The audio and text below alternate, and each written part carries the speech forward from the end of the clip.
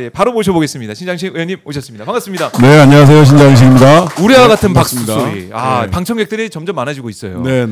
고맙습니다. 근데 저희 의원님 오늘 컨디션 안 좋고 아프다고 하셔가지고 걱정했어요. 아침에 뭐 예.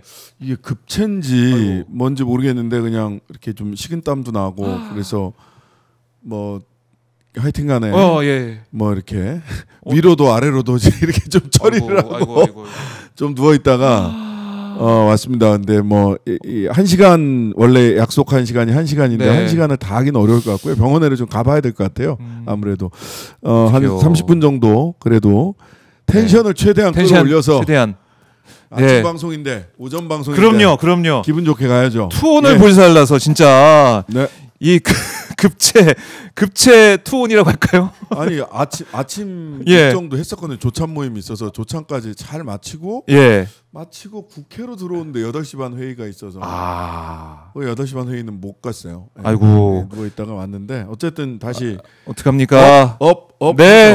해서 투혼을 불살라서 전쟁 시기에 아프면 이적행입니다. 네, 우리 시청자분들 신장식 의원님 향해서 댓글로 또 박수 한번 많이 좀 보내주십시오. 네, 감사합니다. 감사합니다. 또 장염 많이 걱정하고 계신데 저희가 혹시 방송 그런가? 좀 컴팩트하게 하고 병원으로 보내드리도록 하겠습니다. 네네. 손가락 발가락 따라고 하시는데 지금 제가 따드릴까요? 했어요. 따셨어요? 예. 했어. 알겠습니다. 많이들 걱정하고 계시네요. 고맙습니다. 네. 군산에서도 송정국님 보고 계시고 미식이님 인천에서 보고 계시고 고맙습니다. 뉴질랜드 오클랜드에서 곰돌이 푸님 감사합니다. 아까 캐나다 빅토리아에서 보고 계신 분도 있고 전 세계에서 신장식 의원 보기 위해서 많이 또 와 계십니다. 뭘 드셨냐고 이런 댓글도. 아니 그러니까 토하고 나면 기분이 하나도 없을 텐데 딱 지금 그 증상이에요. 우드헤븐님. 그러니까요. 하지만 딱 그 증상입니다 지금. 그래서 최대한 지금 짜내고 있습니다. 텐션 업. 방송 중에 쓰러지시면 안 되는데. 그럴 일은 없을 것 같고요. 힘내십시오. 자, 지금 같이 나가고 있는 데가 여기가 고검입니다. 그 앞에서 저도 기자회견도 해보고. 따가시네요. 고검 그 출석 윤석열 내란숙의 윤석열 9시까지 출석하지 않는다. 했는데. 안 나오는 거죠. 안 나온다고 했고요. 그래 잘 안 나왔다. 이제 영장 친다. 제가 보기에는 저 오늘 저러잖아요. 그럼 4일이나 5일날 끼역끼역 나올 겁니다. 또. 영장 칠까봐? 네, 영장 칠까봐. 끼역끼역 나올 거예요. 야, 이게 뭡니까? 이 모습이 이게 뭡니까? 정말 부끄러운 줄 법꾸라지 모습을 계속 보이고 있는 거고. 아니 너무 부끄럽고요. 예. 이것도 지금 이 정도도 많이 그나마 전직 대통령이라는 것 때문에 저는 이 봐준 부분이 있다. 근데 그게 이제 우리 윤석열을 봐줘야지 이런 게 아니라 그래도 이제 이 사회적인 분위기나 이런 것도 잘 고려를 해야 되니까 정당성을 차곡차곡 쌓아 나가야 되니까 모든 국민들이 소위 지난번에 김문수나 윤석열을 찍었던 사람들조차도 저게 뭐 하는 짓거리냐, 저 안 되겠다라고 하는 빌드업 과정이라고 저는 생각을 해요. 오죽했으면 송원석도 자연인이다. 뭐 이렇게 얘기하잖아요. 탈당한 자연인이다. 대통령도 아니고 자연인이다. 참 부끄러운 일이죠. 좀 의리도 없어. 자연인이다. 이렇게 얘기를 했어요. 빵 터지게 만드네요. 그러니까 윤석열이 이렇게 안 나오는 것 자체는 어떻게 보면 윤석열 입장에서는 이제 교도소로 가는 길, 구치소로 가는 길, 그 길을 보여주는 거죠. 뭐 청명에 죽으나 한식에 죽는다라는 옛 말이 있잖아요. 시간 문제입니다. 시간 문제다. 시간 문제다. 지금 제가 보기에는 목표를 부부 구속을 좀 면하기 위한 빌드업으로 가 있는 거 아닌가. 빌드업을 하고 있다. 김건희는 어떻게든 좀 나가 보려고. 어떻게 보면 김건희가 제일 위에 있는 것 같아요. 어떻게 보면은 V0라는 얘기가 지금도 저는 이제 두 가지 김건희 퇴원 모습을 보면서 두 가지 생각을 했는데요. 하나는 그 만차 사태 지하로 가겠다라고 했더니 특검에서 그 지하 주차장을 만차 해서 아예 못 들어오게 했잖아요. 그게 제일 재밌었는데 만차 신박했어요. 만차. 근데 이제 본인이 출석하는 모습 보여주고 싶지 않다라는 거였잖아요. 그렇죠. 근데 일부러 퇴원하면서 휠체어를 미는 모습은 보여줬어. 그러니까 언론을 선택적으로 지금 대하고 있는 아주 질 낮은 언론 플레이고 그렇네. 너무 수가 뻔히 보인다라는 거고. 두 번째는 휠체어 장애인들이 정말 분노했습니다. 휠체어는 수단이 아니다. 휠체어 장애인들 입장에서는 생존이에요. 휠체어 없으면 이동 못합니다. 그리고 수많은 분들이 휠체어로 이동을 하다가 계단에 막히고 생존이 막히는 거예요. 생활에 막히고 계단에 막히고 그런 불편함을 호소하고 네. 그런 것 때문에 그 이동권 보장하라는 시위를 하고 했을 때 윤석열이 뭐라고 했어요. 이준석도 그렇고 저 떼쓰는 거 안 된다. 맞아요. 이동권 시위를 하는 장애인들에 대해서 휠체어 장애인들에 대해서 정말 피 한 방울 바늘 하나 꽂을 데 없을 정도로 냉정한 이야기를 했단 말이에요. 다 때려잡아야 된다. 이 부분에서는 윤석열과 이준석이 똑같아요. 그런데 지금 저 장면 보시면 저러고 나서 또 그 카니발 탈 때 벌떡 일어나시더만. 이게 뭡니까? 그다음에 집에서 과일 먹고 있다가 윤석열이 옆에 앉으니까 또 벌떡 일어나서 나가버리시더만. 그러니까 저거는 휠체어를 누군가에게는 생존의 도구고 이동권의 최후 보루인 휠체어를 자신의 면피를 위해서 감옥 가기 싫다고 자신의 책임을 지기 싫다라고 해서 이용하고 있는 겁니다. 네. 휠체어를 희화화시키고 있는 거예요. 도구로 사용하는 거고 저렇게 하면 안 되는 겁니다. 재벌 총수들도 요즘은 휠체어 잘 안 해요. 하도 사람들한테 욕 먹으니까. 그럼요. 국민 여론이. 국민 여론이 안 좋잖아요. 근데 저 뻔한 수작을 하는 거예요. 저는 그냥 뻔한 수작이다 이러고 넘어갈 수도 있지만 휠체어 장애인들에게 저들이 대했던 태도를 생각해 보자는 거예요. 그렇네요. 우리가 다시 생각해 볼 그런 부분입니다, 진짜. 전 우울증으로 입원을 했다라고 알려졌는데 휠체어를 타고 나타난 모습 보면서 국민들이 또 분노를 했었는데 저는 우울증이 휠체어 탈 거냐라고 이야기하시는 분도 계신데 저는 그럴 수도 있다고 봐요. 극심한 무력감이라든지 이런 것 때문에 몸의 기운이 쭉 빠져서 그럴 수도 있죠. 근데 벌떡벌떡 일어나시잖아. 차에 탈 때는. 이거 무슨 예수님의 기적이야? 앉은뱅이 일으켜 세우사. 기적이. 그런 겁니까? 그래서 저는 너무 저열하고 심파고 그런데다가 휠체어 장애인들에 대한 모독이다 이렇게 생각합니다. 모독이다. 자 이렇게 정리를 해보고 이제 내일 특검이 이제 출범하게 돼 현반식하고 출범하게 되면 최혜병 특검하고 김건희 특검 출범하게 이미 되는데 내란 특검은 출범했고요. 자 그러면은 민중기 특검은 김건희 이제 소환 조사하겠다는 의지를 이제 불태우고 있는데 어떻게 수사가 좀 진행이 될까요? 어떻게 좀 예상하세요? 민중기 특검. 민중기 특검 같은 경우는 저는 일단 이제 판사님이기 때문에 꼼꼼하다. 판사의 기본적인 특성은 꼼꼼하다. 그 꼼꼼함이 넘어가면 나를 시로도 계산한다. 어쨌든 그런 오버도 있지만 일단 꼼꼼해요. 왜 꼼꼼해야 되느냐? 내란 특검은 큰 그림을 도대체 내란이 어떤 동기로 아직도 사실 동기가 밝혀지지 않았습니다. 야당이 잘못해서 내란했다라는 건 겉으로 드러난 동기고 실제로 감옥 갈 때가 되니까 감옥 갈 것 같으니까 내란했다 이런 얘기도 있을 수 있으니까 동기를 정확하게 밝히고 내란은 실제로 기획한 누가 기획했고 어떻게 그림을 그렸는가 외환 유치를 하려고 했던 건가 일반 이적죄를 저질렀던 건가 이제 큰 그림을 그리는 게 굉장히 중요해요. 근데 김건희는 꼼꼼하게 헤쳐먹었기 때문에 꼼꼼하게 그거를 16개 지금 수사 대상 16개입니다. 16개인데 그거보다도 더 늘어날 수도 있는 거예요. 인지해서 할 수 있으니까. 인지해서 할 수 있으니까 그걸 꼼꼼히 다 터는 게 중요하다. 근데 이제 또 한편으로는 가르마를 잘 타야 되는 것도 중요합니다. 어떤 면에서 그렇습니까? 이게 뿌리가 어디까지 뻗어 있을지 몰라요. 가족들도 그렇고. 그런 면에서. 그러면 어느 선에서는 근데 우리가 제한된 시간 안에서 해야 하기 때문에 어느 선에서는 특검에서 처리할 부분들은 처리를 하고 나머지는 일반 수사기관에 넘겨야 되는 사건이 나올 수도 있어요. 다 처리 못하고. 그 정도로. 뿌리가 깊기 때문에. 특검은 시간이 한정돼 있잖아요. 그럼 어떻게 공소시효가 닥쳐 있는 것부터 빨리 처리해서 기소하고 공소시효가 넉넉히 남아 있는 것은 하는 데까지 딱 정리를 가르마를 타서 자 여기까지 해왔으니까 흔히 마일스톤이라고 하죠. 네. 여기까지 왔어라고 하는 걸 마일스톤을 딱 남기고 일반 수사기관에 넘겨야 될 수도 있어요. 그 정리를 잘 하셔야 됩니다. 그렇네요. 예. 딱 어느 거는 우리가 완전히 결과를 낼 수 있고 그러니까 예를 안 들면 되는 그 건 안 선거법 된다. 사건이라든지 명태균? 공선법 사건은 공선법 사건 명태균이 연관된 공선법 사건은 공소시효가 네. 8월 달인가 그 얼마 안 남았어요. 예. 그런 건 빨리 기소해야 된다는 거지. 예. 그다음에 도이치모터스 사건도 공소시효가 얼마 안 남았어요. 예. 공범들이 이제 다 처벌을 받았기 때문에. 네. 그러면 그런 것도 빨리 기소해야 되죠. 근데 삼부토가는 조금 더 남았죠. 그러니까 이렇게 공소시효에 따라서 특검이 할 수 있는 것을 정확하게 가르마를 타고 꼼꼼하게 해줘야 된다. 그리고 김건희 특검은 네. 굉장히 중요한 게 하나는 다른 특검과 어떻게 공조 수사할 거냐예요.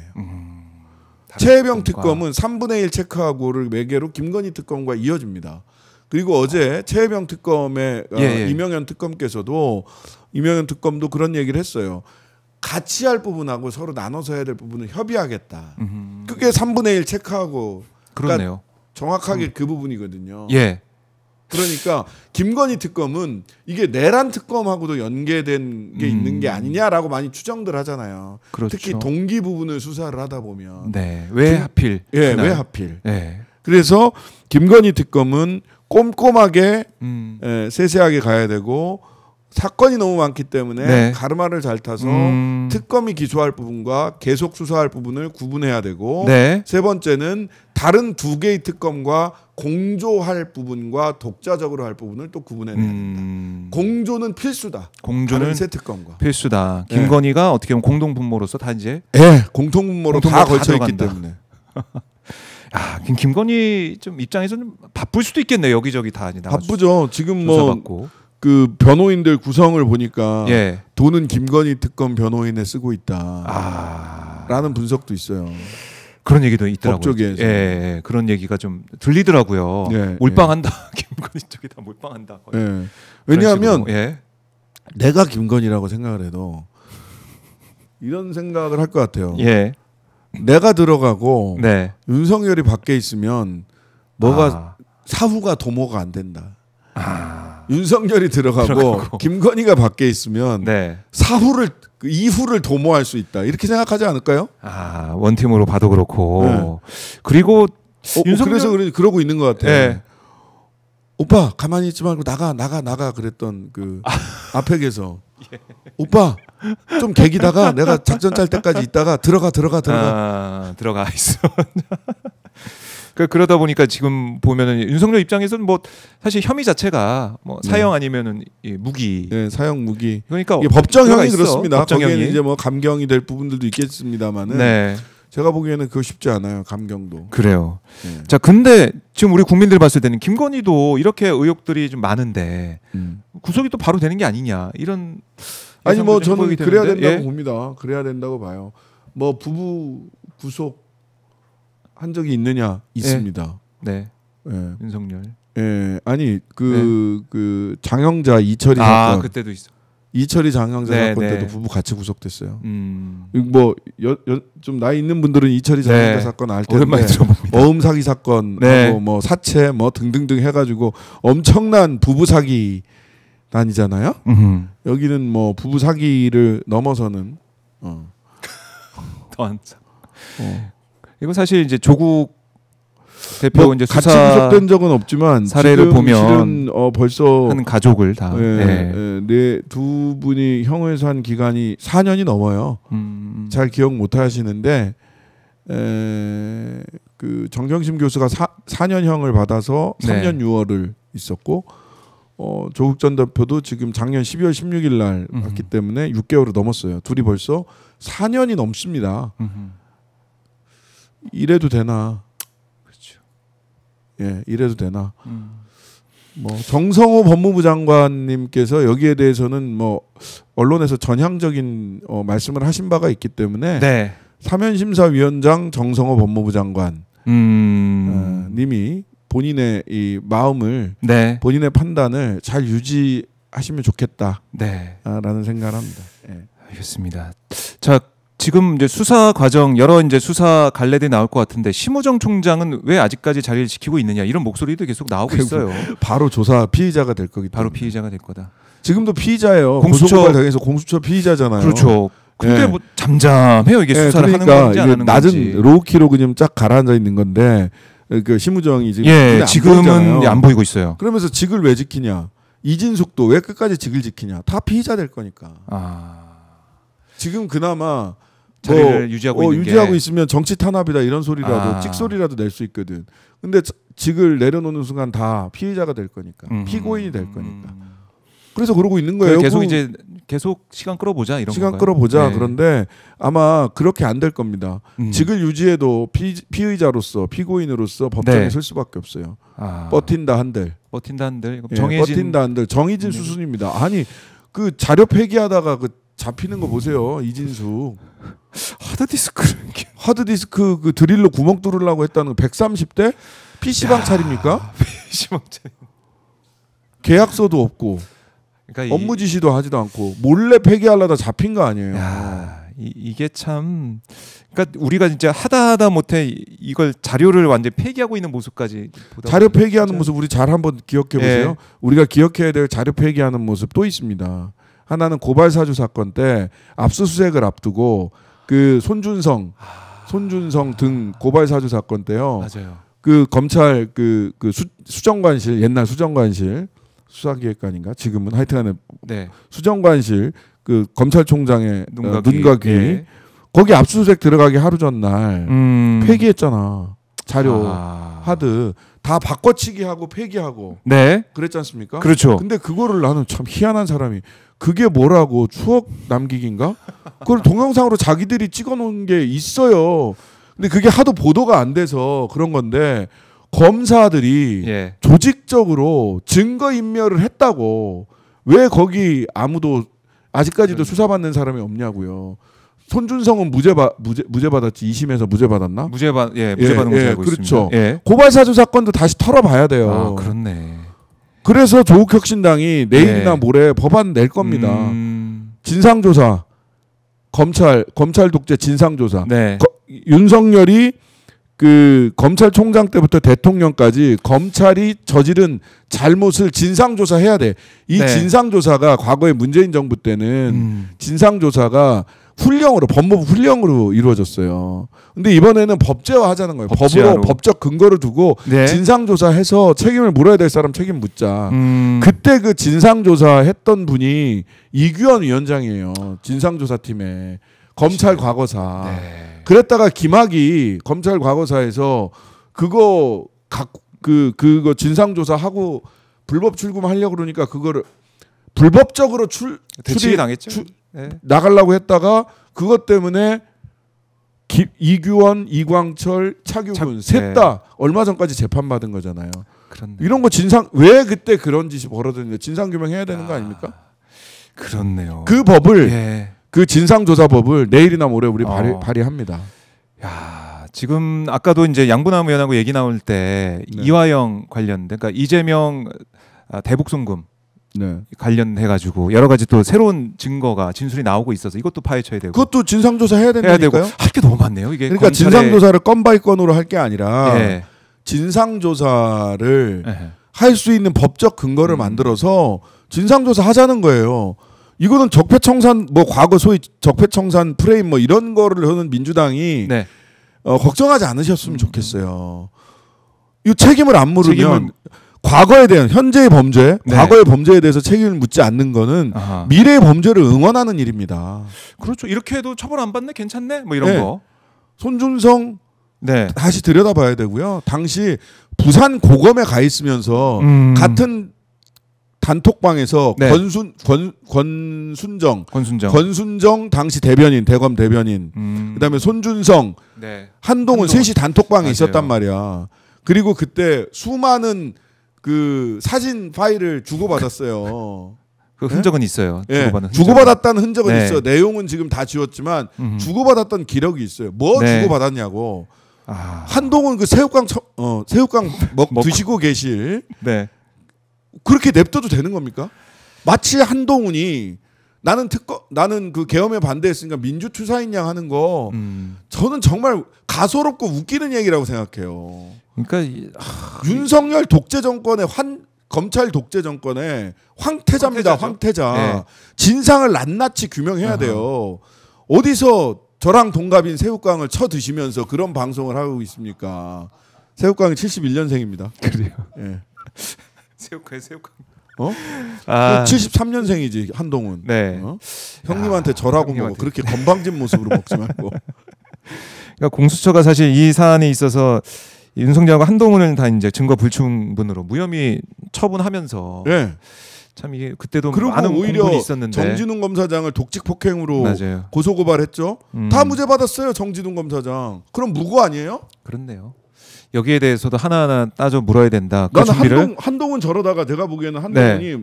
제 추정입니다. 혹시 이제 저기가 될 수도 있어. 네, 추정입니다. 한동훈 당대표 선거 못 나옵니다. 지금 분위기로. 나와봤자 떨어져요. 그래요. 예. 아니 지금 송원석 비대위 구성된 거 보세요. 도로 이제 친윤당으로 가 있는데. 왜냐하면 거기는 제가 이제 그 이영자 당이 될 거다라고 이영자 당. 예. 이대로 가면 영남 자민련. 이영자 당이야. 네. 이영자 씨 죄송합니다만 왜 그러냐? 대선이 독이 됐어요.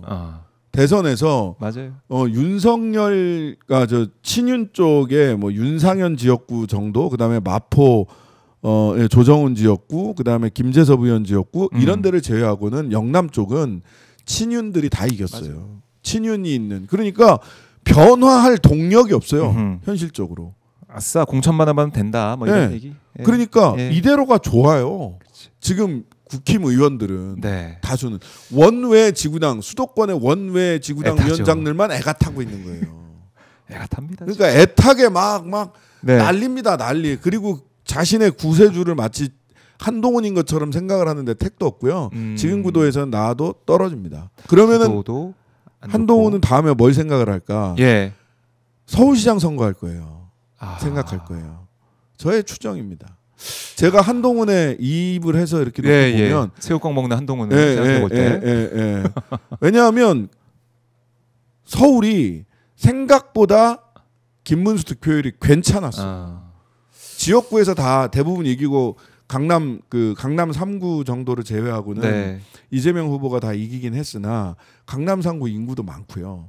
그다음에 괜찮다 싶었고 소위 이준석으로 빠져나갔던 뭐 이준석이 서울시장 뭐 또 나오지는 못할 거 아니에요. 화성 지역구 지키는 게 중요하기 때문에 동탄 지역구. 그러면 보수 쪽에서는 오세훈은 지금 저 토허제나 이런 것 때문에 또 명태균 때문에 쉽지 않다라고 판단을 하는 거고 한동훈이 서울시장 나올 수 있어요. 그리고 냉정하게 생각을 해보면 보수 정당 후보 중에서 가장 득표율이 높을 수 있는 사람이에요. 꺼진 동훈이도 다시 보자. 그러면 당권보다는 서울시장 도전할 가능성이 그래서 저는 그 검찰 과거사 진상조사 하고 그들에게 책임을 묻는 작업, 법적인 토대를 갖추는 거 필요하다고 봅니다. 거기서 하다가 제가 보기에는 거기서 진상조사 하다가 제대로 뭐가 나온다. 그러면 한동훈 특검 다시 해야 됩니다. 그렇네요. 지금 그동안 저질러온 그런 일에 대한 책임을 물어야 되고. 아니 그날 뭐 계엄하는 날 하루 국회 들어왔다고 해서 갑자기 민주투사가 돼요? 그런 책도 썼어. 그게 말이 되는 얘기냐고. 그러게 말입니다. 그러니까 국민들이 이걸 뭐 속으면 안 된다 사실. 그야말로 속으면 안 되고 지켜봐야 된다라는 거고. 한동훈 뭐 이준석 수사 안 하나요? 이게 이윤희님이 물어보셨는데 수사를 피하기 어려워 보인다. 지금 이 상황을 보면 수사로 가야 된다. 근데 이제 된다. 빌드업이 필요한 거예요. 빌드업 필요하다. 지금은 너무 이렇게 꺼진 불처럼 생각을 하고 있는 거예요. 그냥 쟤 또 오늘 저분 또 죄송합니다 오늘. 제가 이제 죄송합니다 한동훈 씨. 제가 이 좀 몸이 기력이 쇠해서 말이 왔다 갔다 했으니까요. 넓은 마음으로 양해해 주시고요. 너무 이렇게 관심을 우리가 라방이나 하고 계시라 이렇게 생각을 하는데 아니에요.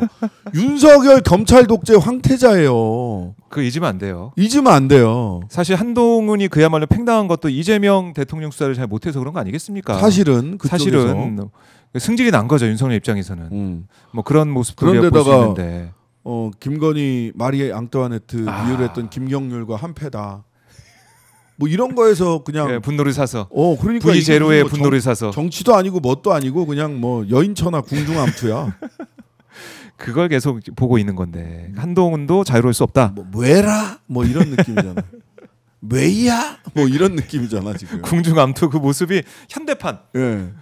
난 그래가지고 이게 나중에 분명히 넷플릭스에서 네. 시즌 1, 2, 3를 해가지고 윤석열과 김건희 어디 영화 될 것 같아. 예, 이 시리즈가 돼. 그냥 영화 한 편으로 안 돼. 시리즈로. 시리즈로 갈 것 같아요. 근데 이 시리즈로 가면 장르가 무엇인가?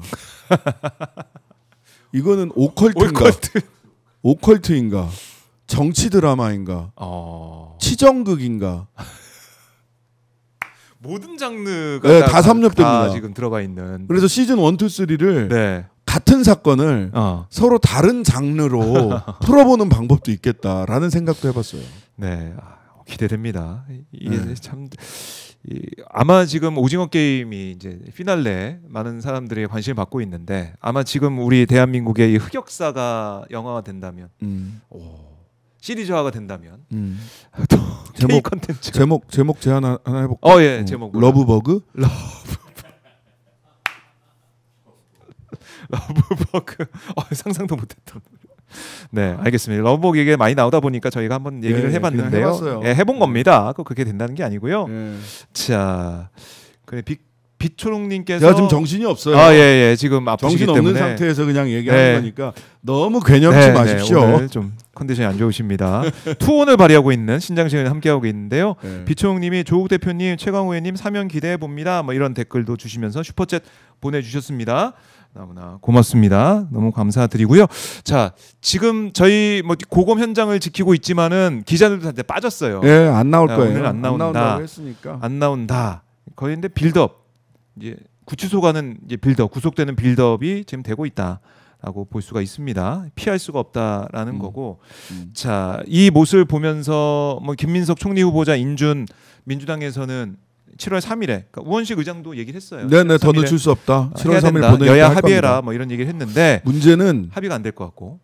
뭐 7월 3일 날은 합의가 안 되더라도 더 늦출 수 없다라고 의장님께서 말씀을 하셨기 때문에 그날은 인준이 되는데 문제는 정말 밥 투정하는 것도 아니고 예산 투정하고 있는 거예요. 예산 투쟁이다. 그러니까 지금 30조 약간 넘는 액수의 추경을 했잖아요. 근데 추경하는데 하루 보통 추경 그 예결위에서 한단 말이에요. 네. 그 다음에 각 상임위별로 쭉 그 추경안을 심사를 하는데, 그렇죠. 추경안 심사를 저는 이제 어제 정무위에서 추경 심사를 오후에 예결소위에서 오전에 전체회의에서 한 차례 보고를 하고 대체 토론하고 오후에 예결소위에서 하고 그다음에 정무위 통과를 시키고 또 예결위로 가고 이래야 되는데 작전을 짰어요. 작전을. 예결소위와 예결위를 파행시켜라. 그래서 돌아가지 않게. 그래서 정무위원회에서 어제 전체회의를 못했어요. 전체회의를 오전에는 했는데 오후에 예결소위가 파행되면서 못했고요. 그 예산결산 특별위원회 따로 이제 비상임위원회가 있잖아요. 여기서 전체 예산을 한번 나중에 뭐 엑셀 작업도 하고 이러는 곳인데 여기도 파행됐어요. 하루에 끝낼 걸 이틀을 하자. 그래서 그럼 이틀을 하자. 그랬는데도 어제 오후에 파행시켜 버렸어요. 그러면 7월 4일 날이 임시국회 마지막 날인데 7월 3일까지 추경 예산안이 통과가 안 될 수 있어요. 합의 통과가 안 되는 거죠. 저는 밀어붙여야 된다고 생각합니다. 합의가 안 되더라도 단독으로 밀어붙여야 된다고 생각합니다. 이자들이 너무 웃겨요. 지금 뭐 이재명식 무슨 뭐 잔치떡 돌리냐 이렇게 얘기를 하는데 30조 가지고 찾아보라고 김문수 공약도 당선되면 취임 즉시 30조 추경하겠다야. 같은 얘기네요. 같은 얘기예요. 그러면 추경 내용을 가지고 이것보다는 이게 더 긴급한 것 같습니다. 이렇게 얘기를 하면 말이 되는 토론이 되는 겁니다. 근데 이거는 뭐 축하 떡잔치냐, 떡 돌리냐, 잔치떡 돌리냐 이렇게 나오면 국민들 뭘로 보는 겁니까? 그러니까 국민들은 그러면 뭐 잔치집 가서 떡 하나 얻어 먹으려고 가서 줄 서 있는 사람들이에요. 이게 좀 말이 안 되는 논리로. 그러니까 토론을 할 거면 이 추경안을 놓고 이게 더 민생 경제에 시급하지 않겠느냐. 요렇게 토론을 해야죠.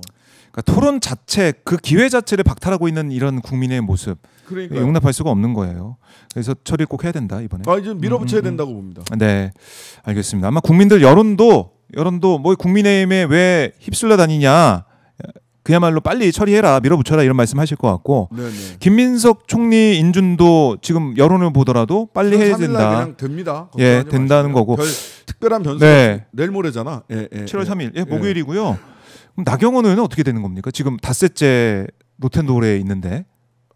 로텐도어에서 네. 글램핑? 글램핑. 맞아. 요즘 글램핑 유행이니까. 네. 글램핑을 하고 그냥 있다. 텐트가 좀 조그마할 뿐. 원래 글램핑 텐트는 굉장히 크잖아요. 맞아요. 텐트가 작을 뿐. 근데 텐트 안에다가 뭐 원래 글램핑 할 때 침대 뭐 그다음에 무슨 뭐 냉장고 뭐 그렇죠. 이런 거 다 넣어놓잖아요. 조명도 달고 막 그러고. 로텐도어는 그럴 필요가 없다. 화장실도 가까이 있고. 그렇네. 식당도 바로 아래층 2층으로 있고. 그렇네. 아래층에 있고. 더 준비할 게 없네. 준비할 게 없습니다. 아니 로텐도어에서 이렇게 그야말로 숙식농성을 하는 모습. 왜 이렇게 해맑아? 아니 난 저 사진 보고 너무 웃겨가지고 아니 무슨 결연함이 있어야 될 거 아니에요. 하필이면 웃는 사진을. 그러니까 본인이 올린 거야. 경원나 인스타그램에 올렸다. 이건 또 비공개했는지 삭제했는지 안 보이더라고요. 아니 너무 해맑거든. 그러니까 왜 저 사진을 선택을 했을까 이해하기 어렵고요. 굉장히 40대처럼 보이긴 하세요. 저분이 82학번 김민석 총리랑 동기인데, 네. 82학번 법대 8위잖아요. 예. 그러니까 동기예요. 원지사 옛날 그 원희룡 뭐 다 동기입니다. 김민석, 뭐 우상호 뭐 이런 분들 다 동기잖아요. 82학번. 우상호 의원도 아니다. 그 뒤입니다. 그 뒤고요. 연대. 82학번 같아 보이진 않았어요. 82년생처럼 보인다고 하면 좀 과장인가? 여튼 그래서 그런 사진을 그러니까 참 이해할 수 없는 농성 사진이다. 농성 사진이다. 그것도 그렇고 그 뭐 김밥 맛있어 보이는 김밥. 스타벅스. 네. 뭐지? 선풍기. 이거 뭐지? 그래서 여기 키토 김밥인가? 오토 김밥. 밥이 좀 맛있어요. 들어가 있구나. 맛있어요. 안 먹어봐서 제가 잘 모릅니다. 네, 좀 비쌀 거예요. 저게 요즘은 김밥 저런 게 한 8,000원, 10,000원 이렇게 한다면서요. 김밥 하나에. 그런다고 하더라고요. 6,500원. 네네네. 비싸네요. 보통 김밥이 지금은 4,500원, 4,700원 막 이렇게 하던데. 여튼 청바지와 반소매 셔츠, 편안한 차림, 휴대용 선풍기. 우리 요르키 제트님이 지방선거 화보용입니다. 뭐 이런. 맞습니다. 주고 계시고. 지금 뭐 당 대표 선거도 있을 거고 저쪽이 8월달에 당 대표 선거 있고. 그다음에 이제 말하자면 드럼통은 너무 비장했는데 얘는 너무 가볍다. 강약 조절이 안 된다 지금. 그래 극과 극을 지금 보여주고 있네요. 드럼통은 너무 기괴했잖아요. 근데 얘는 특집? 너무 밝아. 해맑아. 그리고 로텐도어 자체가 이게 가신 분들은 아시겠지만은 되게 잘 정리가 되고 청소도 잘 돼 있고 되게 쾌적한 곳이에요. 청전도 높고. 천정도 거기에 높고요. 텐트를 치고 앉아서 조명도 있다. 좋고 사진빨이 잘 나오셨네. 조명이 좋아서 로텐도어리. 맞아요. 여튼 이게 너무 극과 극이에요. 그 홍보 담당하시는 분이 뭐 물론 선택은 본인이 하는 건데 홍보 담당하시는 분이 너무 극과 극이야. 드럼통과 로텐도어. 그렇죠. 그렇게 너무 극과 극이에요. 극과 극을 지금 그러니까 당 대표 선거나 저분이 사실 굉장히 모든 선거에 출마하시는 분이거든요. 당내 선거에. 이젠 내 차례인가? 이번엔 나야 나 뭐 이렇게. 난가 그 얘기. 자, 이건 좀 무서웠고. 이거 너무 기괴하잖아. 이거하고 아까 그 사진을 옆에다 같이 놓고 봐보세요. 그렇네. 표정이 진짜. 뭐 이상해. 그렇네요. 자, 그러니까 이런 상황. 여기다가 빠루 들고 있는 사진까지 놓으면 아주 안 됩니다. 깜짝 놀랄 것 같아요. 그러니까 김민석 총리 이제 인사청문회는 어떻게 보면 주진우 국민의힘 의원이 조명을 받았고 그 의원은 나경원 의원이 또 이렇게 조명을 받고 있고. 그러니까 본질이 사라지고 본질은 우리 국민들을 위해서 어떻게 국회의원이 일할 것이냐 또 예산도 그렇고 추경안도 그렇고 또 총리 인준도 그렇고 이걸 토론하고 생각해야 되는데 그게 아니라 격가지식으로 이런 것들이 회자가 되고 국민들의 좀 분통을 터뜨리고 있습니다. 주진우 의원은 왜 그러는가? 국힘 내부에서도 뭐 이런저런 얘기들이 있던데 국힘 내부에서도 야 너무 왜 이렇게 혼자 오바해 뭐 이랬다고 해요. 밭 뭐 이런 거 보면 여기 쭉 나와요. 왜냐하면 국힘 의원들은 아니 뭐 김민석 총리 되는 거 막을 수가 없다. 어차피 인준투표 과반으로 가는 거기 때문에. 한덕수도 해줬잖아요. 민주당에서 그때는 합의 처리해줬어. 심지어 한덕수를 해줬잖아요. 민주당. 예, 합의 처리해줬어요. 예. 정권 초기라고 해서. 근데 왜 저러나 라고 하는 거는 이제 그 사실 최혜병 특검의 피의자로서 최혜병 전화 특검 통화. 사진 받으면 수사 받기 시작하면 정치 탄압이다라고 소리 그 김민석 긁었더니 나를 최혜병 특검으로 긁냐라는 그 논리를 만들기 위한 빌드업이다라고 저는 개인적으로 추정을 하고요. 네. 국힘 의원들은 뭐 그러면 같이 뭐 사격을 하면 주진우 의원이 사격을 하면 같이 동반해서 받아 쳐주고 뭐 이걸 해야 되잖아요. 업무를 하든 잘 안 돼. 같이 하든. 그게 안 되더라고요. 왜 그러느냐? 왜 그러느냐? 그 저기 영남 소위 이영자 정당의 의원들 입장에서는 이제 어차피 총리 될 사람을 긁어봤자 민원 처리만 어려워진다. 제가 자기들이 자기 지역구 민원 가지고 찾아가야 될 대상인 거예요. 그렇네. 이제 곧 아쉬운 소리 해야 되는. 그러니까 야성을 발휘하지 못하는 거지. 그러니까 어제 보더라도 어제 김민석 후보자가 노텐돌에 이제 농수하고 있는 거기 찾아갔어요. 김미애 의원하고 밥 먹지 마 뭐 이런 나경원 의원하고 있었는데 밥 굶지 마. 단식하지 말라고. 단식 안 한다고 뭐 그런 얘기도 하고 했는데 딱 마주치니까 또 거기서는 또 막 또 세게 안 해요. 그냥 뭐 그런다고 해서 그만둘 것도 아니잖아. 뭐 그런 식으로 하고 뭐 그러니까 이게 참 앞뒤가 또 사실은 톤앤 매너는 톤과 사진의 톤과 분위기는 매우 다르지만 드럼통과 똑같은 거다. 그냥 어필하는 거예요. 어필로 이미지로 어필하려고 했는데 근데 둘 다 실패. 드럼통도 실패. 이번 건 드럼통은 너무 기괴해서 이번 건 너무 발랄해서. 너무 사진 발랄한 사진을 텐트 앞에 밝게 웃고 머리숱도 많으시고. 그러니까 누가 보더라도 농성으로 안 보였다. 그래서 김종혁 전 최고 같은 경우도 국민의힘 내부에서도 쇼하지 마라. 쇼하지 마라. 휠체어 쇼, 텐트 쇼. 그러니까 그렇네요. 쇼가 지금 난무하고 있는 상황이네. 국민들이 이제 올바르게 봐야 된다. 그리고 다 보고 계시다라는 거 다시 한번 강조를 드리고요. 자, 지금 뭐 내각 인선이 거의 이제 마무리되고 있는 그런 모습이고 두 자리 국토부랑 문체부 장관 후보자 지명만 남겨놓고 있는데 한번 총평을 한번 들어볼까요? 지금까지 어떻습니까? 일단 이제 조국혁 신당이 이제 제가 이제 인사청문 TF 총괄 단장입니다. 인사청문 대상도 있고 대상이 아닌 사람들도 있죠. 청문회 대상이 그 대통령실 참모들은 청문회 대상은 아닙니다. 대체로. 그렇다면 조국혁 신당은 이번 소위 인사를 어떻게 바라볼 것이냐에 대해서 두 가지 기둥을 세웠어요. 하나는 책임이고 하나는 검증입니다. 책임이라고 하는 건 뭐냐면 우리는 이재명 후보 공동선대위에 함께 선거운동을 해서 이재명 대통령을 만든 사람 중에 정당 중에 하나입니다. 목이 터져라 외쳤습니다.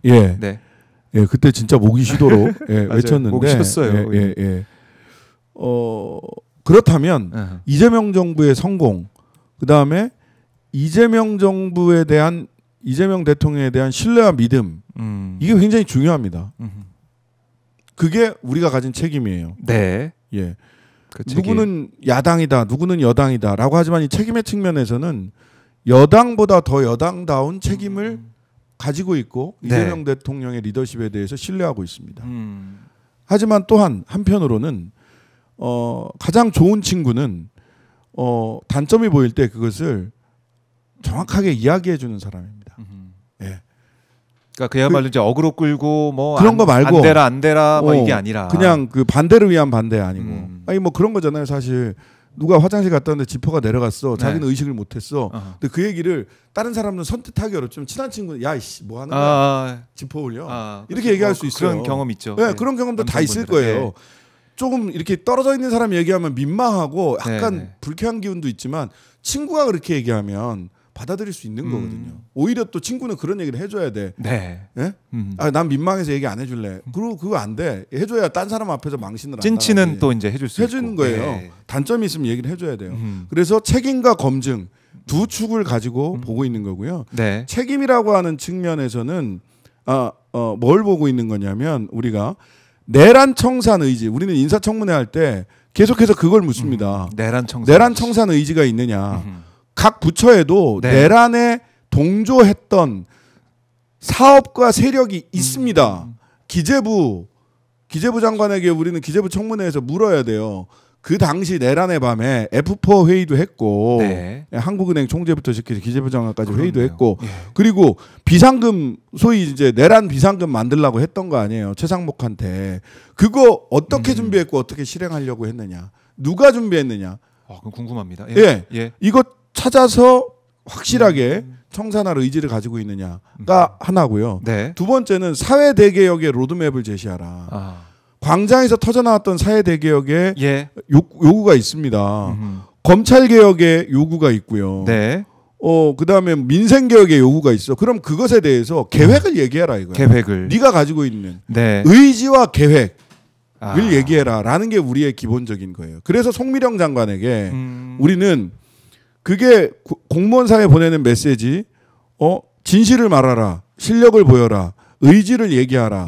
그러면 다시 쓸 수 있다. 네. 엄청난 메시지거든요. 예. 그럼요. 예. 그다음에 뭐 장관 갈아치웠다 또는 공무원들에게 무슨 책임을 묻는다. 여기에서 이제 보복 프레임도 사라지는 거예요. 하지만 송미령 장관은 양곡법 등 농업 관련 사법에 대해서 농망사법이라고 얘기를 했다고. 그러면 대통령도 갈등 조정 능력을 보이라고 했어요. 그럼 뭘 해야 되나? 송미령 장관은 반성하고 사과하고 그럼요. 농민들 찾아가서 노무현 대통령께서 농민 집회 그때 잘 기억해 보세요. 나이 든 분 아실 텐데 농민 집회 가서 날아오는 날개란 가면 날개란 날라온다. 거기 가지 말아야 된다 했을 때 갔어요. 아니 이렇게 해서 날개란이라도 던져서 농민들이 화도 좀 풀고 나도 내 얘기하고 농민들 얘기 나도 듣고 그래야 되는 거다. 저는 송미령 장관이 가서 문전박대 당할 각오를 하고 농민단체들 찾아가야 된다고 생각합니다. 그렇네요. 얘기 들어야 되고요. 네. 그다음에 윤석열 농정 뭐가 잘못됐고 이재명 농정 어떻게 하겠다라고 하는 구체적인 계획 내야 돼요. 봉욱, 이진수 두 사람에 대해서 저는 똑같이 말씀드려요. 이분들 과거에 봉욱, 이진수 두 분 다 수사권 기소권 분리에 반대한다라고 공개적으로 천명했던 분이에요. 검찰의 논리를 뭐 그동안 그대로 보였던. 예. 네. 그럼에도 불구하고 이재명 대통령이 썼어요. 그리고 이건 인청도 없어. 이미 임명됐어요. 자 그러면 당신들이 나와서 국민들한테 그때는 왜 그랬고 지금은 이재명 대통령의 공약을 수사권 기소권 분리에 대해서 철저하게 의지를 가지고 있다라는 거 밝혀야 돼요. 네. 그리고 어떤 계획을 가지고 있는지 밝혀야 돼요. 그래야 국민들의 의구심이 해소가 됩니다. 국민들이 직접 그 입장을 듣고 싶은 거죠. 그러니까 그럼요. 과거는 이랬는데 지금은 어땠는지, 지금은 어떻게 이재명 대통령 이 정부 국민주권 정부에서 국민들과 함께 검찰 개혁을 비롯한 여러 가지 개혁까지 아니면은 내란의 밤 때 있었던 그 일들을 하나하나 고백하고 또 성찰하고 거기에 대한 책임을 질 것인지 궁금하다. 맞아요. 이 얘기를 또 많은 분들이 생각하고 또 기다리실 것 같습니다. 그러니까 민주당에서는 입장이 막 대놓고 이런저런 말씀하기가 어려울 수 있어요. 근데 조국혁신당의 저는 역할이 쇄빙선이고 예인선이고 보다 더 선명하게 검찰 개혁과 사회대 개혁을 주장하는 정당이잖아요. 이재명 정부가 성공해야 우리도 그렇죠. 같이 살아요. 선거운동하고 했던 이재명 정부가 성공하고 더 국민적 지지를 받아야 조국 전 대표도 더 빨리 나와요. 이재명 정부가 저는 진짜 막 지금 59% 60%까지 빨리 80% 됐으면 좋겠어. 그러면 뭘 해도 된단 말이지. 그럼요. 국민적 지지가 그렇게 되면 이재명 하고 싶은 거 다 해. 뭐 이거죠. 그렇게 되는 거예요. 근데 그렇기 때문에 우리는 이런 이야기를 해야 됩니다. 여기에 대해서 뭐 이재명이 알아서 다 할 텐데 뭐 니네 뭐 어쩌고 저쩌고 뭐 그렇게 비판하시는 분도 계실 수 있는데 우리의 몫입니다. 우리의 역할이고 이재명 대통령도 조국혁신당이 보다 더 선명하게 이야기해 주기를 바랄 겁니다. 수 있겠네요. 예, 그래야 네. 이렇게 얘기하는 것도 있고 저렇게 얘기하는 사람도 있으니 더 내가 이런 선택을 하겠다라고 할 거 아닙니까? 더 정말 더 세게 더 빠르게 갈 수 있는 예. 그런 것도 있고. 저는 그래서 이렇게. 봉욱 민정수석 네. 이진수 차관 본인이 검찰 개혁에 대한 의지와 로드맵을 분명히 밝혀야 되고요. 네. 사과할 부분들은 사과해야 된다고 생각합니다. 예. 아마 제가 볼 때는 그런 시간과 그런 자리와 그런 발언 얘기가 있지 않을까 저는 그렇게 개인적으로 생각하는데요. 그 시점이 언제일지 모르겠지만 어쨌든 국민들이 납득할 수 있는 얘기가 나올 것 같아요. 제가 볼 때는. 근데 그런 얘기, 그러니까 우려되는 지점을 콕콕 찔러주고 얘기할 수 있는, 친구한테 얘기할 수 있는 걸 조국혁신당이 하고 있다. 네, 네, 그 중요한 역할을 하고 있다라고 좀 정리를 해보도록 하겠습니다. 텐션 올라가니까 네. 그냥 1시간 끌고 가시려고. 아니야, 아니야. 시간이 좀 빨리 가네요. 저도 모르게. 해요. 갑시다. 아프신데. 아니, 좀 텐션이 올라와서 좀 가봐야 될 것 같은데. 사람의 에너지가 지금 올라와서 따로 있는 거야. 이러고 이제 낫는 거예요. 오늘 나와서 가시는 거예요. 병원 갈 필요 없이. 이 사람들이 산삼 시대가 눈앞에 보이네요. 산삼 시대. 하나 좀 까두세요 빨리. 준비해 주세요. 시대. 이따 방송 끝나고 드실 수 있게 하나 좀 준비해 주십시오. 이따가 방송 끝나고 광고 나갈 때 하나 까서 진짜 좀 드시고 갈 수 있게 준비해 주십시오. 자, 이렇게 저희가 또 여러분과 함께 신장식 의원님을 더 길게 볼 수가 있습니다. 네. 감사합니다. 박수 한번 주시고 저희 방청객들이 많이 와가지고 박수 한번 주고 가겠습니다. 속보가 그 사이 돌아네. 이거 좀 소화 좀 하고 갈게요. 네네. 코스피가 또 연고점을 돌파했다고 합니다. 장중 3,130대 진입을 했다. 야, 근데 일각에서는 3,000대 됐으니까 이제 떨어질 거다. 그래서 이른바 이제 인버스 곧버스 타신 분도 있고 막 그러던데. 곧버스는 그 누구야? 그 옛날에 그 국민의힘 청년위원장인가 그 출마했던 사람이 곧버스 얘기해가지고. 그런데 지금 3,130대. 네. 대략 전문가들의 사람들이 저를 잘 모르시는데 저 나름 금융 전문 변호사였고. 주식은 하나도 없고 부동산도 하나도 없지만 전문가야. 근데 금융 관련된 일을 많이 했어요. 근데 전문가들하고 쭉 이야기를 해보니까 뭐래요? 3,200대까지는 갈 수 있다. 지금 3,200. 이게 전문가들의 견해입니다. 네네네. 근데 여기서 3,200 천정을 뚫으려면 어떻게 해야 되느냐? 상법 개정해야 된다. 상법 개정해야 된다. 상법 개정을 해서 이사의 주주 충실 의무를 좀 들어가도록 하고 전자주총 등 통해서 주주가 주주권을 제대로 행사할 수 있도록 하고 민주주의를 이제 그다음에 이제 3% 룰이라고 있습니다. 이거는 원래 상장회사 그다음에 큰 회사들 같은 경우는 감사를 선출하는 데 있어서 감사는 경영자들을 감시하는 거잖아요. 그렇죠. 그래서 감사인데. 그러니까 감사지. 감시하니까 감사인데 여기를 선출할 때 이사회에서 주총이나 이런 데서 주총에서 선출을 할 때 대주주의 의결권 비율을 3%로 제한을 하는 겁니다. 이게 3% 룰이에요. 그렇죠. 3% 룰. 네. 3%. 근데 요거를 기존에는 한 명에 대해서만 했어요. 감사. 근데 그게 아니라 이거를 모든 감사에 대해서 3% 룰을 적용하자라는 안까지 지금 내놓고 있는 거예요.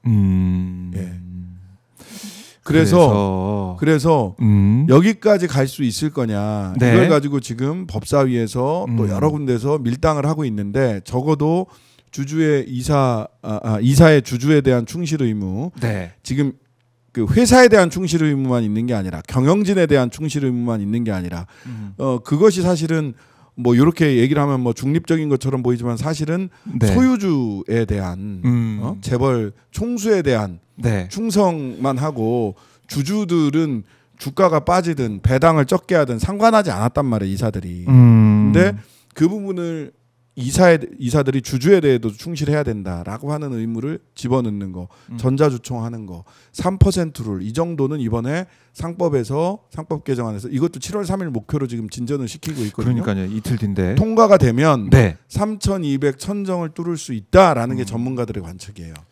그러니까 국힘에서 그것도 죽어도 못한다, 뭐 경영을 하라는 말이냐 하지 말란 말이냐 하고 쌩 난리를 치다가. 조금 기류가 바뀌었는데 어제까지 상황을 체크해 보니까 지금까지의 태도로는 시간 끌기예요. 그래요. 이것도 시간 끕니까? 그러니까 이거를 반대한다라고 내놓고 옛날에 내놓고 반대했지. 무슨 주주에 대해서 말도 안 돼. 그 맨날 그럼 소송 당할 거야. 경영 맞아요. 제대로 못해. 경영도 모르는 민주당, 야당, 시민사회단체 이랬거든요. 네. 근데 지금은 보니까 야 요거 봐라 3,200 되겠는데 발목 잡는 것처럼 보일 수 있으니 이거 발목 잡는 그러면? 것처럼 보일 수 있겠네 하니까 약간 태도를 바꾼 거예요. 근데 7월 3일 날 통과는 하지 말자는 거예요. 밀어붙여야 된다 이것도. 예. 김민석 후보 인준도 하고 예. 이 상법 개정도 하고 예산 통과시키고 예. 요 세 가지는 통과시키고. 7월 3일, 7월 4일, 6월 임시국회가 끝나기 전에 무조건 밀어붙여야 된다. 그렇네요. 예. 이건 확실히 해줘야 된다. 아마 이렇게 확실히 할 것 같아요. 제가 봤을 때 할 것 같은데 자 그리고 지금 보면은 이재명 대통령의 지금 발언도 좀 하나하나 좀 오늘 국무회의에서 했던 발언도 보도가 좀 되고 있는데요.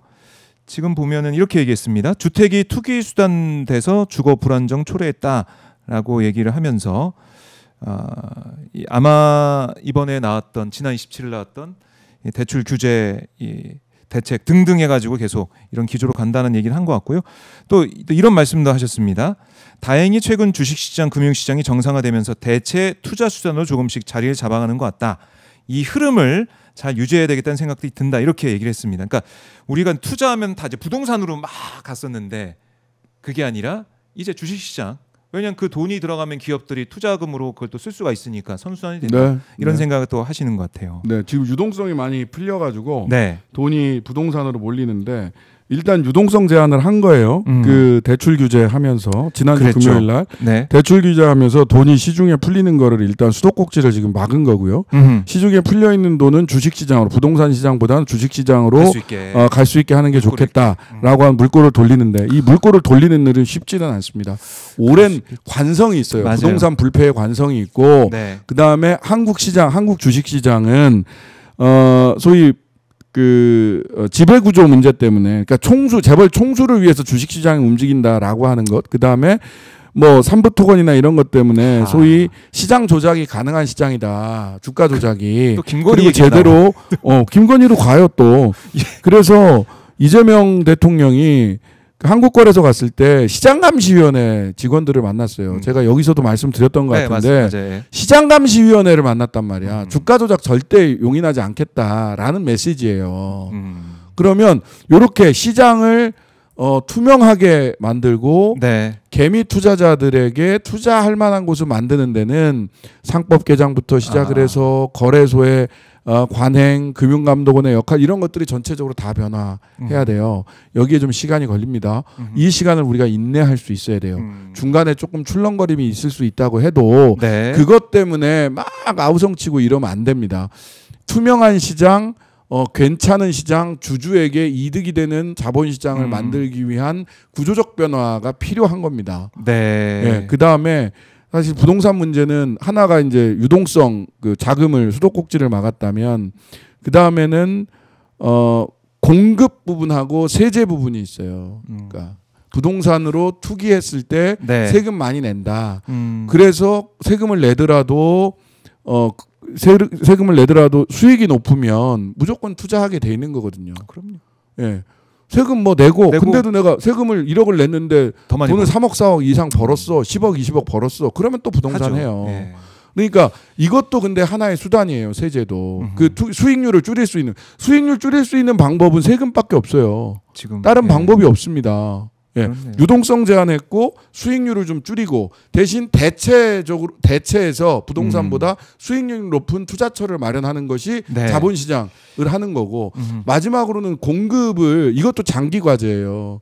단기적으로 뭐 신도시 하나 만든다 또는 뭐 한다 재건축 완화한다 이렇게 해서 되지 않아요. 왜냐하면 대한민국 부동산 시장에서의 공급 문제는 지방과 서울 강남과 마용성, 서울 안에서도 강남 마용성과 다른 서울. 그 다음에 수도권과 지방의 격차가 너무 커요. 아니, 다른 시장이 돼 있어가지고요. 그냥 위에서 그 탑다운 방식으로 전체 물량만 막 쏟아 부으면 된다라고 생각하면 안 되거든요. 그러니까 이거를 또 이 공급 문제를 균형 있게 지역 불균형하고 서로 다른 시장이 돼 있으니 다른 시장 상황에 맞게 공급하려면 이것도 시간이 걸려요. 급하게 유동성은 막았지만 시간이 걸리는 문제에 대해서 저쪽에서 또 엄청나게 부동산 무능 프레임, 누구는 억울하다, 고소득 흑수저 그렇죠. 이런 프레임으로 공격해 들어올 텐데 여기에 속지 마시고, 그리고 여기에 저는 이재명 대통령도 흔들리지 않으실 거라고 생각을 하는데 단기 대책보다는 이런 단기적으로 일단 유동성을 막았으니까 중장기 대책을 위주로 내놓으실 거라고 생각을 하고요. 기대하고요. 네. 국민들 입장에서도 중장기 대책을 받아들여 주셔야 돼요. 그래야 됩니다. 중장기 대책으로 이 부동산 시장 안정화시키고 또 지금 아까 3,200 상법 개정 위에 더 나갈 수도 있다라고 또 예측도 해주셨는데 3,200 천장 뚫을 수 있을 거다. 상법 개정하면. 상법 개정하면 예. 그 시점도 이제 7월 3일 이번 주 목요일로 다가오고 있다 이렇게 볼 수 있고 아마 그 기대감이 또 이제 반영이 되는 것 같습니다. 주식시장에 반영이 되고 있다 이렇게 볼 수가 있습니다. 자, 설탕님, 네. 왜 이래라 저래라 야당의 역할, 정당의 역할이 이래라 저래라 하는 겁니다. 다 존중한다니까요. 이런 네. 측면들을 기대한다. 이렇게 해주셨으면 좋겠다. 라고 말씀드리는 거예요. 예. 그렇습니다. 자, 오해하지 마세요. 네, 이 이재명 정부, 즉 국민주권 정부가 정말 잘 돼야 되고 개혁 과제를 하나하나 차근차근 이뤄내고 또 내란 종식도 확실히 시키고 이 길로 지금 가기 위한 조국혁신당이 훨씬 더 선명하고 훨씬 더 왼쪽에서 왼쪽 운동장을 넓게 쓰면서 얘기를 해야 네. 이재명 대통령이 양쪽의 균형을 잡아서 국민들이 바라는 길로 가실 수 있어요. 네. 네. 반대를 위한 반대는 하지 않습니다. 네, 그렇지 않습니다. 선명성 자랑하거나 네. 차별화 중독증, 내가 그런 정당 겪어봤잖아요. 차별화 중독증에 걸려서 예. 결국 국민들로부터 선택받지 못하는 정당에서도 있어봤기 때문에 그렇게 하지 않습니다. 아, 그렇군요. 알겠습니다. 자, 지금 보니까 네, 아직까지 윤석열 모습 안 보이고 다 이제 갔습니다. 다 갔어요. 기자들도 가고 깨끗합니다. 지금 고검 현관 앞 모습인데요. 아무도 안 나오고 있습니다. 안 나오고 있고 이제 그러면 아마 주말쯤 금요일, 토요일 이때쯤에 다시 한번 날짜를 지정할 것 같고 내란 특검 4일이나 5일, 3일 날이 저기죠. 그쪽이 재판이 있죠. 예. 예, 그러니까 4일이나 5일로 지정을 4일이나 하겠죠. 5일, 금요일이나 예. 토요일로 그러면 그때는 끼적끼적 나올 겁니다 또. 그때 또 나오고. 예상컨대 그래요. 아니면은 뭐 그 오라를 받아야지. 오라를 받아야 되고. 거기서 이제 아크로비스타에서 이제 체포 대항에서 나오는 거고. 예. 그 두 가지 선택밖에 없다. 내란 특검도 호락호락하지 않다. 제가 보면서 내란 특검이 정말 뭐라 그래야 되나요? 국민들이 궁금해하는 것도 속 시원히 긁어주고 뭐 기자들 질문도 있었겠지만은 네. 다 대답을 해줘서 투명하게 진행이 되고 있다는 생각이 들더라고요. 네, 내란 특검이 되게 재밌는 게, 네. 네, 요거 마지막 예. 제가 보면서 내가 너무 재밌게 웃었어요. 그 원래 특수공무집행방해 그 체포 저지했던 거랑 그다음에 비아폰 삭제, 네. 증거인멸 그 경찰이- 이걸로 수사를 첫 수사 아이템이 그거였잖아요. 맞아요. 그러다 갑자기 오전에 수사 한 1시간 받고 나더니 밥 먹고 나서 밥 먹고 밥투정을 세게 부리던데 경찰 박창환 총경이 그 있는 것에 대해서 가해자다, 어쩌고 저쩌고 했잖아요. 뭐. 예. 안 된다. 그러면서 니네 수사 방해 혐의로 경찰 파견 받아서 수사한다 변호사들. 박지영 특검 보고 저 그 얘기 듣고 이거 뭐 세다. 예. 그러고 나서 알았어 뭐 개기고 있으면 우리 다음 수사할게. 근데 다음 수사가 뭐냐면 계엄 포고령 수사예요. 근데 왜 순서를 그렇게 잡았을까? 빼박이거든. 앞단에 예. 그 체포 저지 그 특수공무집행 방해죠. 네. 예, 다중이 무기를 가지고 위험한 물건을 가지고 공무집행을 방해한 거예요. 예. 그래서 특공방이에요. 특공방. 너무 증거가 명백해요. 비아폰 삭제도 너무 명백해. 그렇죠. 그러니까 이거는 바로 구속 기소가 가능한 사건이에요. 구속이 가능한 사건이에요, 이게. 근데 그거를 그러니까 자기도 오전에 이걸 듣고 나서 이거 자칫하면 바로 구속이다라고 판단했을 거예요. 그런 면에서. 그러니까 야 일단 이거는 수사 중단시켜. 예. 그러고 나니까 그래? 그럼 또 확실한 걸로 하나 해줄게. 라고 해서 계엄령 포고, 계엄 포고령 한 거. 예. 그러고 나서 당시에 국무회의 할 때 장관들 들어오라고 한 사람이 강의구 강의구. 부속실장이에요. 강의구가. 예, 불러서 강의구 불러서 조사했잖아요. 원래는 강의구 오늘 원래 아마 강의구를 불러서 조사하면서 또 하나 나온 얘기가 또 있잖아요. 실은 개헌포고령에 부서해야 된다고. 적어도 국무총리하고 국방부 장관이 부서해야 돼. 국무총리 그 서명하는 거예요. 서명을 내가 이거에 사전에 알고 동의했어라고 부서하라고 헌법에 돼 있어. 네. 근데 부서하지 않고 개헌포고령을 했어. 그러고 나서 나중에 부랴부랴 부서를 하라고 한덕수한테 했더니 한덕수는 부서를 했어 또. 그랬다가 또 시간이 지나니까 이게 문제가 될 것 같아. 야 없었던 걸로 해줘. 엉망진창. 그래놓고 네. 그 누구야 헌재에서 예. 그 윤석열은 뭐라 그러냐면 야 중요한 건 사후 결재도 괜찮아.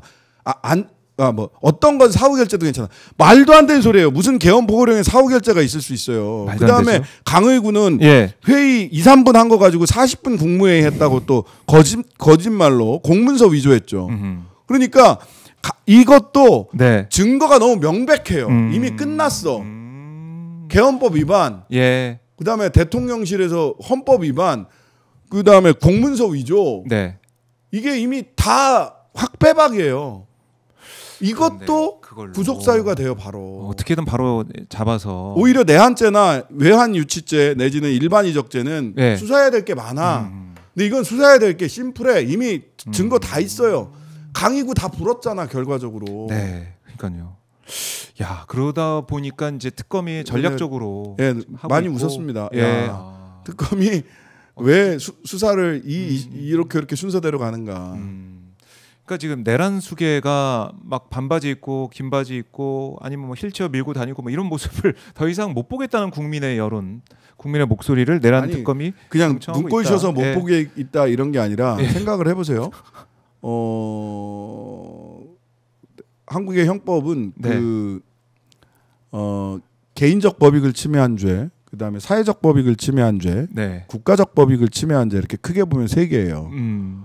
개인적 법익을 침해한 죄 중에 가장 큰 죄는 살인죄죠.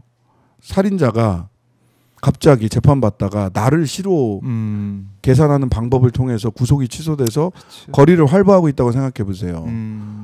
여러분들 그 소위 누구야 이제 뭐 성폭력 사범들이나 이런 사람들 형을 다 살고 나왔는데도 불구하고 내 집 근처에 사는 게 불안하다라고 해서 가만히 안 있으시잖아요. 그렇죠. 근데 이거는 국가적 법익을 그 침해하는 죄 중에서도 사형 무기징역밖에 없는 죄예요. 살인죄도 사형 무기징역만 있는 게 아닙니다. 7년 이상인가 10년 이상인가 뭐 이렇게 돼 있어요. 7년 이상 몇 년 이상 뭐 살인 그 사형까지 줄 수 있게 돼 있단 말이에요. 근데 그런 내란 범죄자가 거리를 활보하고 다닌다? 나는 아크로비스타 주민들 약간 뭐랄까 너무 불안하시지 않나? 죄송하지만 이자는 미친 자예요. 이 미친 자를 옆에 끼고 살아야 됩니까? 우리가 대한민국이? 그렇네요.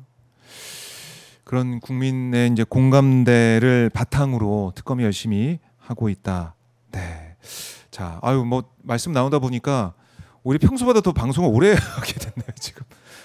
1시간이 돼가지고 아유, 아프신 우리 신장시 의원님. 뭐 투혼을 불살라서 오셔가지고 말씀 나오다 보니까 또 시간이 이제 훌쩍 가버렸습니다. 자세가 허리가 구부정. 힘이 지금 빠져가지고 허리가 구부정해. 너무나 고맙습니다, 의원님. 말씀 잘 들었고 아마 이 방송 듣고 보시면서 다 이제 특검에 대해서도 또 이제 국민의힘 상황, 또 국회 상황에 대해서도 또 인사 문제에 있어서도 하나하나 정리를 하고 어떤 길이 올바른 길이고 좋은 길이고. 또 도움이 되는 길인지 알 수 있게 된 것 같습니다. 네, 고생 많으셨고 그래도 컨디션이 처음 들어오실 때보다는 조금 나으셨는데 뭐를 쥐어짰습니다.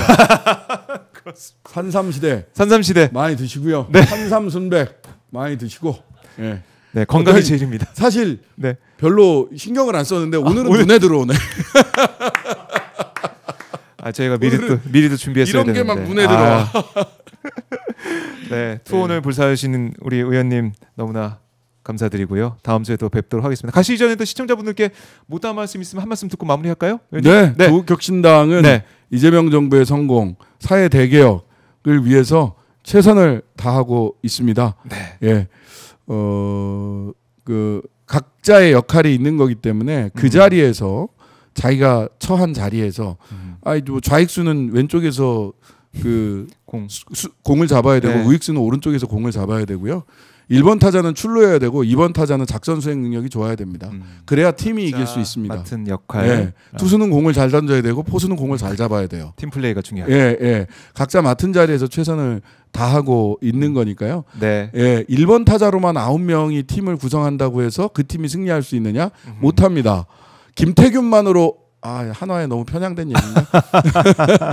김태균만으로 9명의 팀을 구성한다고 해서 그 팀이 승리할 수 있느냐? 그렇지 않습니다. 네. 각자의 역할. 저희들은 이재명 정부 민주당보다 조금 더 왼쪽에서 조금 더 개혁적으로 조금 더 선명하게 함께 하는 것이 저희들의 역할이라고 생각을 하고 있으니까요. 네. 여러분들께서도 조국혁신당은 그런 역할을 하고 있구나라고 이해하고 저희들의 역할을 응원해 주시면 감사하겠습니다. 네, 알겠습니다. 의원님 말씀 잘 들었습니다. 고맙습니다. 네, 감사합니다. 네, 감사합니다.